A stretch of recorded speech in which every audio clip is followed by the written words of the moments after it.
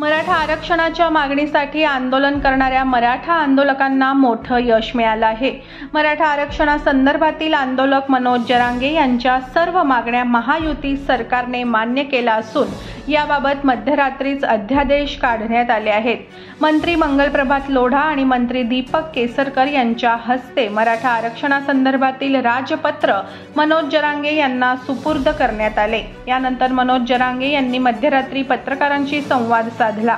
आमच्या महत्त्वाच्या मागण्या मान्य झाल्या असून राज्याचे प्रमुख म्हणून मुख्यमंत्री एकनाथ शिंदे यांच्या हस्ते अध्यादेश स्वीकारून मनोज जरांगे उपोषण सोडणार आहेत। सरकारच्या शिष्टमंडळाने दिलेल्या अध्यादेशाबाबत मनोज जरांगे यांनी वकिलांशी आणि समाज बांधवांशी तब्बल 3 तास चर्चा केली। यानंतर जरांगे यांनी आंदोलन स्थगित करणार असल्याची घोषणा केली। दरम्यान मनोज जरांगे थोड्याच वेळात छत्रपती शिवाजी महाराज चौकात सभा घेणार असून या सभेवेळी मुख्यमंत्री एकनाथ शिंदे हे देखील हजर असणार आहेत।